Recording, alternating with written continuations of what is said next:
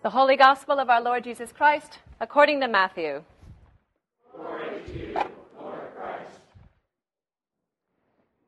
After the wise men had left, an angel of the Lord appeared to Joseph in a dream and said, "Get up, take the child and his mother, and flee to Egypt, and remain there until I tell you, for Herod is about to search for the child to destroy him."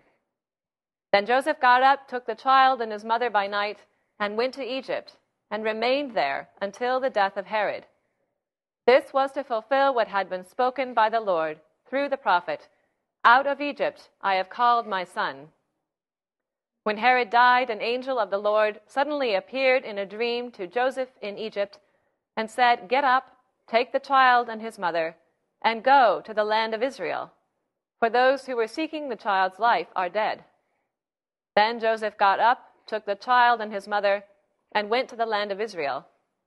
But when he heard that Archelaus was ruling over Judea in place of his father Herod, he was afraid to go there.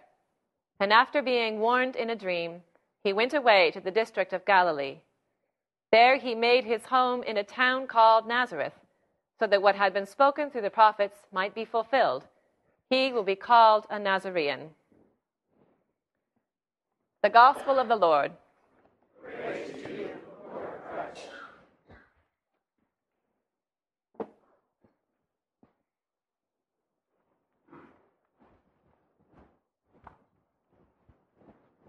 Please be seated.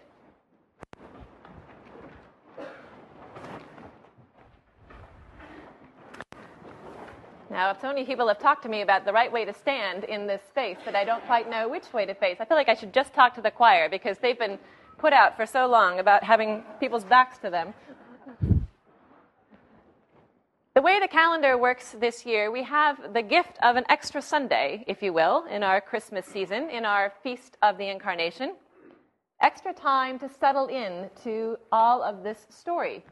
As you know, as the song sings, the Feast of Christmas lasts for 12 days. So even if you don't still have your tree up, it is still Christmas. Merry Christmas. We keep getting to say that until Thursday, till the Feast of the Epiphany. And what a gift it is that we get to start our life together in this season. I didn't get to be with you on Christmas Eve, but I get to be with you for the last part of Christmas. The last part of this season of starting out. Now, we've all known about each other for a long time. I knew about you, and a few of you knew about me way back in July. And then as the months went along, more and more of you learned more and more about me, and I about you. But only now are we putting flesh on it, so to speak. Now we are meeting each other. And now we're beginning this long adventure of getting to know one another, of really starting relationship together. We're incarnate to each other, starting today. Not just a set of ideas, not just something that somebody else said, but real people starting in real relationship together. Now, some people have likened this whole process to getting married. After a period of courtship, we wrote letters back and forth, we had some phone calls, we even sort of progressed to visits across the country, one way and the other way. We decided to get engaged. So we set up the house, or that is, many of you set up the house, getting it ready for us. We planned the marriage, and we got our parents' permission, Bishop Mary. And now, here we are. We're married. I suppose you could say that the installation service in a few weeks will be the wedding ceremony, and there's all kinds of things still to plan for that. What color napkins there will be, and who's going to cater the event, all the flowers, all that kind of thing. But we have signed the document. It is legal. It's a done deal now. We're here. We're married. And so now we start learning about each other in earnest. We start learning what it's like to really live together. And we'll learn all kinds of things to love about one another, all kinds of things to cherish, and all kinds of things to delight in together. And we'll probably learn a few things that annoy us about each other as well. Things that we'll have to learn to live with, or things that we'll have to work through sort of with a little effort, just like any marriage. But it's the nitty-gritty life of being together, of incarnation, of relationship that we're starting on today.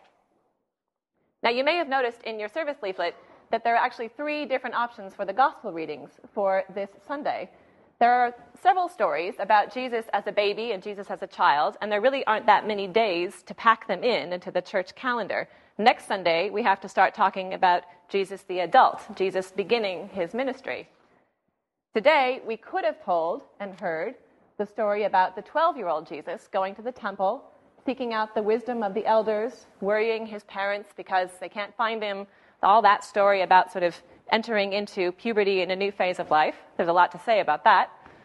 Or we could have told the story about the wise men coming to visit the baby Jesus and about that experience that we celebrate on the Feast of the Epiphany, which, as I said, is on Thursday. And since we have a 7:30 a.m. Eucharist on that day, and all of you are going to be there to celebrate the Feast of the Epiphany with me, we can save that story till then. Instead, we picked our first option, the story of the flight to Egypt. It's the scary story in the Christmas series. It's kind of after the lovely story of Christmas, this is kind of the reaction of the world to what has happened. Joseph is told in a dream to take the baby Jesus to Egypt to get him out of harm's way because Herod the king is seeking to destroy him.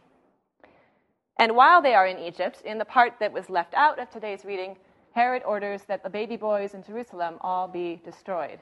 And only after Herod is gone does Joseph get the word that it's safe to come back to the land of Israel. But even then, he has to go.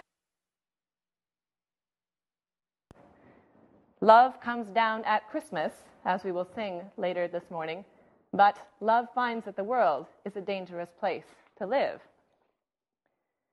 Now, it's a story that makes a point. Incarnation is not all rosy. There are a lot of sweet images around at Christmas time.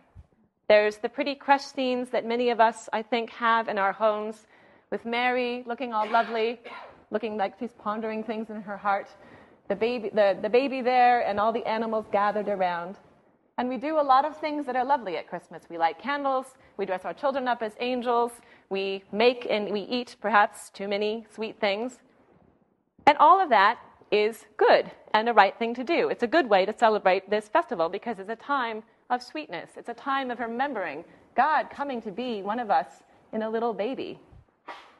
But of course, that's only a piece of the story because we all know what happens when that baby grows up. He will grow up to be somebody who says things that anger people, who challenges the status quo, who does quite a few things that get him killed on a cross. And some of the older American Christmas hymns, before we kind of became more joyful about Christmas, speak to this. There's one among many called Poor Little Jesus, and the words are, "Oh, poor little Jesus, this world gonna break your heart, for there'll be no place to lay your head, my Lord. Oh, poor little Jesus." And it's good that we have this piece in our tradition, because sometimes our experience at Christmas can be that way. It's a time of joy, it's a time of feasting, but it can also be a time of sadness, a time of grief, of an empty place at the table, of relationships that are too strained to put back together, of a lack of resources, other things make the predominant feeling in this season. So yes, today is a time of celebration and joy, and the last several weeks have been a time of celebration and joy. But that's not the whole story. We have the rest of it also. We have the darker parts, if you will. We have the parts that make it complex and full and really true life.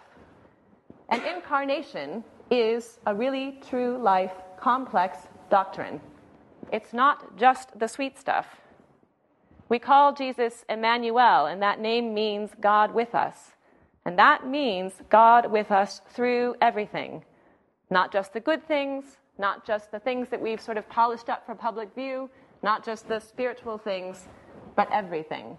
The scary stuff, the embarrassing stuff, the dark parts of our own hearts. It's good news that God is with us in everything, but it can also be a little bit embarrassing and challenging, can't it?